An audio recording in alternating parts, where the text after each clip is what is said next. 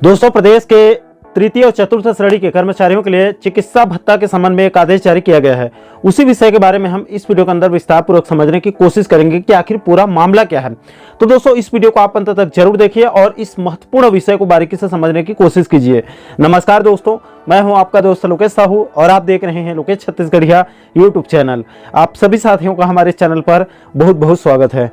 दोस्तों, सबसे पहले आपको उन आदेशों को बताना चाहूंगा, उसके बाद उसका लाभ किसको किसको मिलेगा और कैसे कैसे मिलेगा उसके बारे में बाद में आपको बताऊंगा, ताकि आप पूरे मामले को अच्छे से समझ सकें। दोस्तों, सबसे पहले आपकी जानकारी के लिए बता दूं कि राज्य के नियमित कर्मचारियों और उनके परिजनों के लिए, यानी कि उनके आश्रितों के लिए राज्य के अंदर और राज्य के बाहर मान्यता प्राप्त हॉस्पिटल्स में इलाज कराने की सुविधा दिया जाता है और उन मान्यता प्राप्त हॉस्पिटल में इलाज कराने के बाद में मेडिकल क्लेम करने पर कुछ राशि सरकार की तरफ से रिटर्न किया जाता है। इसके संबंध में हर साल छत्तीसगढ़ शासन चिकित्सा शिक्षा विभाग से आदेश जारी किया जाता है, जिसकी वैलिडिटी 1 अप्रैल से लेकर जो है वो अगले साल के 31 मार्च तक होती है, यानी कि 1 साल तक होती है। अगर हम बीते साल 2023 की बात करें तो 2023 में लास्ट बार चिकित्सा शिक्षा विभाग से 23 अगस्त 2023 को आदेश जारी किया गया था और इसकी भी वैलिडिटी 1 साल तक रहेगी, यानी अप्रैल 2024 तक। जिसके मुताबिक राज्य के अंदर 113 हॉस्पिटल्स और राज्य के बाहर 41 हॉस्पिटल को मान्यता दिया गया था, यानी कि कुल मिलाकर 154 हॉस्पिटल को मान्यता दिया गया था और बाद में धमधा दुर्ग के एक प्राइवेट हॉस्पिटल को और मान्यता दिया गया, यानी कि अब राज्य के अंदर और बाहर दोनों मिलाकर कुल 155 हॉस्पिटल को इलाज के लिए मान्यता दिया गया है। इन्हीं मान्यता प्राप्त हॉस्पिटल्स और मान्यता प्राप्त बीमारियों के इलाज कराने पर प्रदेश के सरकारी कर्मचारियों और उनके परिजनों को मेडिकल क्लेम का लाभ मिलने वाला है। अब दोस्तों, हम कर्मचारियों के चिकित्सा भत्ता के बारे में समझ लेते हैं कि चिकित्सा मेडिकल भत्ता वाला मामला क्या है। तो देखिए दोस्तों, प्रदेश के तृतीय और चतुर्थ श्रेणी के कर्मचारियों को चिकित्सा भत्ता यानी कि मेडिकल अलाउंसेस के संबंध में 27 जुलाई 2018 को छत्तीसगढ़ शासन वित्त विभाग की तरफ से एक आदेश जारी किया गया था। इस आदेश को वित्त विभाग के पूर्व के अन्य आदेशों के संदर्भ में जारी किया गया था। दोस्तों, वित्त विभाग के इस आदेश में कहा गया था कि पूर्व के संदर्भित आदेश 14 मई 2015 के द्वारा राज्य के तृतीय और चतुर्थ श्रेणी के कर्मचारियों को स्वयं यानी कि खुद का इलाज कराने या फिर अपने परिवार के किसी सदस्यों के बाह्य रोगी के रूप में उपचार कराने के एवज में चिकित्सा प्रतिपूर्ति नियम के अंतर्गत देय प्रतिपूर्ति यानी कि मेडिकल क्लेम के बदले में प्रति महीने 200 रुपए चिकित्सा भत्ता स्वीकृत करने के संबंध में आदेश जारी किया गया है तथा चिकित्सा भत्ता सुविधा के लिए एक बार फिर से विकल्प देने या फिर पूर्व में दिया गया विकल्प को बदलने के लिए यानी परिवर्तन करने के लिए दिनांक 31 जुलाई 2015 तक अंतिम अवसर दिया गया था। इसमें आगे कहा गया है कि इसको लेकर कई विभागों के कर्मचारियों और कर्मचारी संघों के द्वारा चिकित्सा सुविधा के लिए विकल्प परिवर्तन के लिए एक और अवसर देने की मांग की जा रही थी उस समय। इसलिए राज्य सरकार के द्वारा इस मुद्दे को सहानुभूति पूर्वक विचार करने के बाद यह निर्णय लिया गया कि राज्य के तृतीय और चतुर्थ श्रेणी के कर्मचारियों को चिकित्सा भत्ता सुविधा के लिए एक बार फिर से विकल्प देने या पूर्व में दिया गया विकल्प परिवर्तन करने हेतु 30 सितंबर 2018 तक एक बार फिर से अंतिम अवसर इस शर्त पर दिया गया था कि 30 सितंबर 2018 के बाद विकल्प परिवर्तन के किसी भी प्रकरण पर विचार नहीं किया जाएगा। इसको लेकर कोई भी विभाग प्रशासन स्तर पर वित्त विभाग को भी जो है वो उसका पत्र नहीं भेजेंगे। यानी कि प्रदेश के तृतीय और चतुर्थ श्रेणी के कर्मचारियों को चिकित्सा प्रतिपूर्ति के लिए यानी कि मेडिकल क्लेम के स्थान पर प्रति महीने 200 रुपए यानी कि साल भर के 2400 रुपए मेडिकल भत्ता देने के संबंध में 27 जुलाई 2018 को आदेश जारी किया गया था। अब दोस्तों, इसका लाभ किसको मिलेगा और किसको नहीं मिलेगा, इसको आपको आगे और विस्तार पूर्वक समझाने वाला हूं। अब दोस्तों, इसी 27 जुलाई 2018 के इस आदेश के संदर्भ में कल 13 फरवरी 2024 को पुलिस मुख्यालय छत्तीसगढ़ से एक आदेश जारी किया गया है,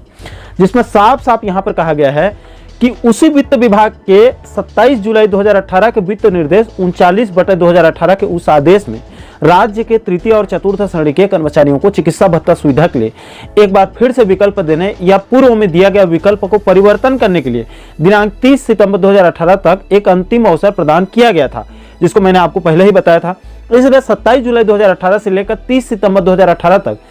आपकी इकाई से कितने कर्मचारियों के द्वारा विकल्प परिवर्तन किया गया है उसकी जानकारी को आज यानी कि कल 13 फरवरी 2024 के शाम तक मांगी गई थी। यानी कि पूर्व में 2018 में जिसका जिक्र मैंने पहले ही किया था, उसमें उस समय 2018 में कितने कर्मचारियों ने यानी पुलिस विभाग वालों ने मेडिकल भत्ता विकल्प को भरा था, कितने लोगों ने मेडिकल भत्ता के विकल्प को नहीं भरा था या उसमें परिवर्तन किया था, उसकी जानकारी को कल 13 फरवरी 2024 को पुलिस मुख्यालय के द्वारा मांगी गई थी। अब दोस्तों, आप सोच रहे होंगे कि मेडिकल भत्ता के रूप में जब प्रति महीने सभी विभागों के तृतीय और चतुर्थ श्रेणी कर्मचारियों को प्रति महीने 200 रुपए और साल के 2400 रुपए का लाभ मिल रहा है, तो आखिर आधा लोगों ने मेडिकल भत्ता को चुना और कुछ लोगों ने मेडिकल भत्ता यानी कि साल भर के 2400 वाले लाभ को क्यों नहीं चुना होगा? तो देखिए दोस्तों, मेडिकल भत्ता या फिर चिकित्सा भत्ता के गणित को यहीं पर समझने की जरूरत है।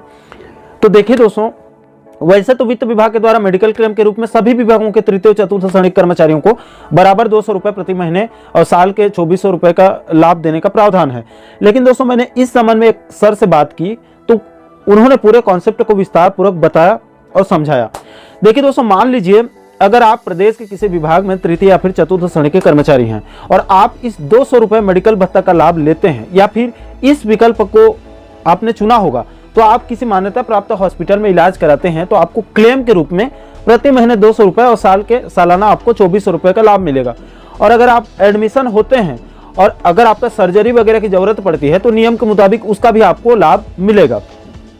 लेकिन अगर आप एडमिशन नहीं होते हैं, सिर्फ रूटीन चेकअप करवाते हैं, तो आपको सालाना 2400 रुपए ही मिलेगा। उसके अतिरिक्त आपको और यहाँ पर लाभ नहीं मिलेगा। वो जो सर्जरी वाला है उसको आप छोड़ दीजिए, वो तो जब आप एडमिशन होंगे सर्जरी होगा तभी उसका लाभ मिलेगा। लेकिन उसके अतिरिक्त ये 2400 सिर्फ आपको मिलेगा, उसके अलावा और नहीं मिलेगा।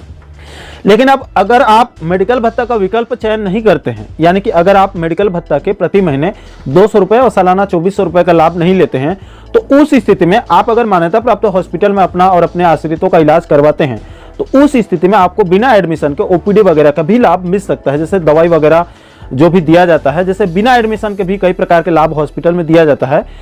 तो उसका लाभ आपको मिल सकता है। और मान्यता प्राप्त हॉस्पिटल में सर्जरी वगैरह का तो आपको लाभ मिलेगा ही मिलेगा, उसमें कोई दिक्कत वाली बात नहीं है। यानी कि दोस्तों, इस स्थिति में आप अगर उस 200 रुपए मेडिकल भत्ता यानी कि चिकित्सा भत्ता का लाभ नहीं लेते हैं तो आपको ज्यादा फायदा मिल सकता है। दोस्तों, सुनने में ये बात आप लोगों को अजीब लग रही होगी, लेकिन यही रियलिटी है।